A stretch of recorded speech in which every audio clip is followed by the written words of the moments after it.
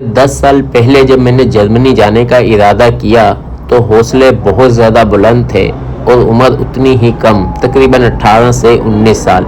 जेब में एक फूटी कौड़ी भी नहीं थी, मगर हौसला था कि मैंने किसी तरह जर्मनी पहुंचना है। लिहाजा ना ही कोई दोस्त, ना ही कोई रिश्तेदार और ना ही मेरे घर वाले राज़ी थे कि मैं जर्मनी किसी तरीके से पहुंचूं। उसकी मेन वजह यह थी कि मुझे वहाँ पर ना ही तो कोई इनवाइट कर रहा था, ना ही मैंने जहाज़ पे जाना था। मगर पाकिस्तान के हालात देख के मैंने फ़ैसला किया कि मुझे जर्मनी हर सूरत पहुँचने हैं। यहाँ से जब मैं तुर्की गया, जिस हालात और वाक़यात में गया, मैं कभी भी किसी को ये हरगिज़ नहीं कहूँगा कि इस रास्ते पे आप जाएं, क्योंकि माँ अपने बच्चे को 18 साल तक या वालिदैन उसको किस तरह पालते हैं, किस तरह परवरिश करते हैं, वो जब अपने बच्चे हुए या अपने बच्चों को देखा तो अंदाज़ा हुआ कि ये बहुत एक तकलीफ़दा अमल है। उसके बाद 18 साल के बाद या 19 साल के बाद बच्चा ये फ़ैसला कर ले कि मैंने तुम लोगों को छोड़ के चले जाना है। सेम मैंने भी यही फ़ैसला किया था, जो कि बहुत ज़्यादा तकलीफ़दा था मेरे वालिदैन के लिए। वो नहीं चाहते थे कि मैं किसी तरह भी इस तरीके से जाऊँ। बहरहाल मैं चला गया। मैंने ज़िंदगी और मौत को अपनी आँखों से देखा और मौत को इतने करीब से देखा कि शायद मेरे अगला लम्हा मेरी ज़िंदगी का है कि नहीं। किस्मत में था, ज़िंदगी मुक़द्दर में लिखी थी, तकदीर में था कि अभी मैंने ज़िंदा रहना है। बहरहाल मैं लम्हा ब लम्हा मुझे महसूस हुआ कि अब क्या तो अब क्या। कभी कश्ती में और कभी बसों में, कभी टैक्सियों में, कभी जंगलों में, कभी पहाड़ों में। इतना तकलीफ़दा सफ़र था कि मुझे एहसास हुआ कि मेरे वालिदैन बिल्कुल ठीक कहते थे कि मत जाओ इस तरीके से। हमारे पास अगर पैसा होगा तो हम आपको सऊदी या दुबई भेज देंगे, मगर किसी यूरोप कंट्री में इस तरीके से जाना बिल्कुल बेकार है। वैसे तो इस तरह की मैं कहानियाँ बहुत सी सुन चुका था कि इस तरीके से बहुत से लोग मर जाते हैं और बहुत से कामयाब हो जाते हैं। अब मेरे पास वापसी का रास्ता इसलिए नहीं था क्योंकि घर वालों ने कहना था, गया तो बहुत 30 मार खान बनने गया था तो क्या बना, मगर हौसले बहुत बुलंद थे कि आज नहीं तो कल कामयाब हो जाऊंगा। बहरहाल मैं जब घर से निकला कराची और कराची से बलूचिस्तान और बलूचिस्तान से ईरान और तुर्की, जब मैं तुर्की पहुंचा तो मेरे हौसले बिल्कुल ख़त्म हो चुके थे। लिहाजा मैंने कुछ अर्सा तुर्की में स्टे किया, वहाँ पे कुछ पैसे जमा किए ताकि मैं आगे जा सकूं। मगर हालात दिन ब दिन ख़राब होते जा रहे थे क्योंकि यूरोप के तमाम गेट्स, जितने भी अपना बॉर्डर्स हैं, वो बंद से बंद होते जा रहे थे और तकलीफ़दा होते जा रहे थे। मगर कोई भी अपने डॉक्यूमेंट्स क्लियर करके एयरपोर्ट के थ्रू लीगल तरीके से, इमिग्रेशन तरीके से जाए। अनलीगल तरीके से जर्मनी जाना समझ लें कि मौत को गले लगाना है। आसान लफ्ज़ों में कहूँ, एक आग का दरिया है और डूब के जाना है। तो सोचें कि अगर एक आग के दरिया में किसी ने डूबना है तो मौत उसका मुकद्दर है। लिहाजा कई बार मौत का सामना हुआ, मगर तकदीर में ही कुछ और लिखा था। वहाँ पे मैंने किसी एक कंपनी में मुलाजमत शुरू कर दी। वक्त गुजरता गया, घर वालों से बातचीत शुरू हो गई। घर वाले भी अपना बनाने लग गए कि हाँ ये पैसे बेचता है, और मैं भी तरसा हुआ था अपनी फैमिली से। जो परदेसी होता है उसकी टोटल कुल आमदन दौलत सारी सासे उसके वालिदैन बहन भाई होते हैं, जबकि एक बंदा जब वहाँ जाता है तो यहाँ पे 10 घर जो हैं, 10 घर नहीं, माज़रत चाहता हूँ, 10 बंदे जो हैं ईज़िली खाना खा सकते हैं। इसी नीयत से गया था कि ताकि माली हालात बेहतर हो सकें।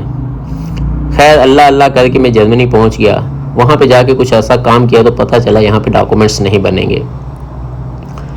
बहुत मुश्किल हालात से समझ में ये आया कि एक पुर्तगाल मुल्क है, जब वहाँ जाएंगे तो डॉक्यूमेंट्स बनेंगे। फिर किसी न किसी तरह स्मगलिंग के तरीके से मैं किसी तरीके से वहाँ पहुँचा, और जब मैं वहाँ पहुँचा तो मुझे अंदाज़ा हुआ कि डॉक्यूमेंट्स बनाने इसलिए भी ज़रूरी है ताकि अपनी फैमिली को यहाँ बुला सकूँ। मैंने वहाँ पर डॉक्यूमेंट्स बनाने के लिए तकरीबन 2.5 से 3 साल मुसलसल जद्दोजहद की। हर वो तरीका अपनाया जिस तरीके से ये डॉक्यूमेंट्स बन जाए।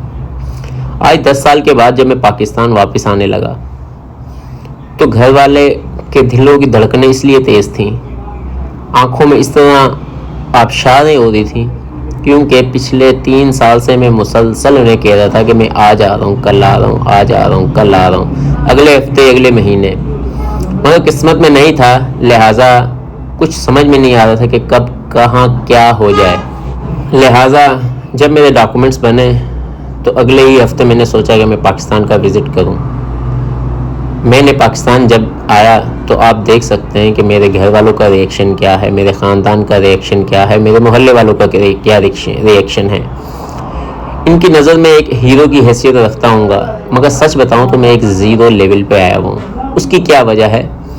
ہیرو ان کی نظر میں اس لیے ہوں کہ 10 سال کے بعد جب میں آیا تو میں نے 1-2 گھر بھی بنا لیے ہیں اور والدین بھی ضعیف ہو گئے ہیں۔ جو میرے چھوٹے بھائی تھے ان کی شادیاں ہو چکی ہیں اور میں نے یہ سارے خرچے ان پر برداشت کیے، ان کو دیے، تو ان کی نظر میں ہیرو ہوں، مگر اپنی نظر میں اس لیے زیرو کہ میں تمام دوستوں سے ریکویسٹ کروں گا کہ اگر آپ نے اپنی جوانی، اپنی زندگی میں کچھ بننا ہے تو لیگل طریقے سے بنیں، لیگل طریقے سے کریں۔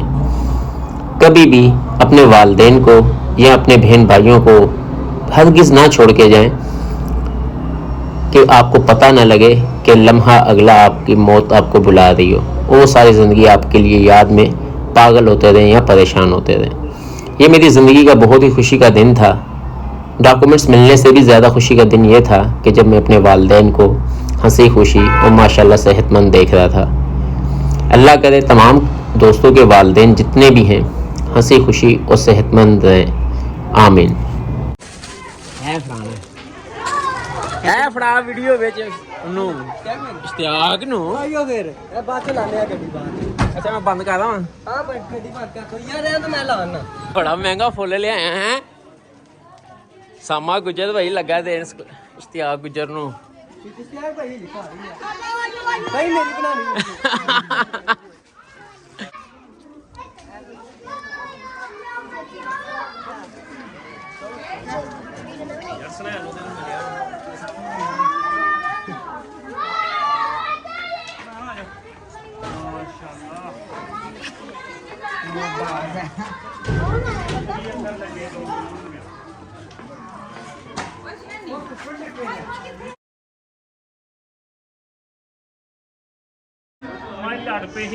اچھا ایک گلا کر لیا ہوندے ₹1 دو گے۔ اچھا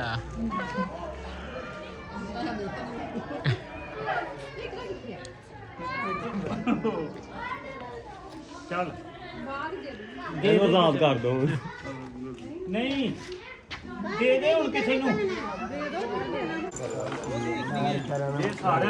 نوں جنے تو کادیاں ٹافیاں ونڈے کرنا ہوئے۔ السلام علیکم، کی حال چال ہے؟ ٹھیک ٹھاک ہو؟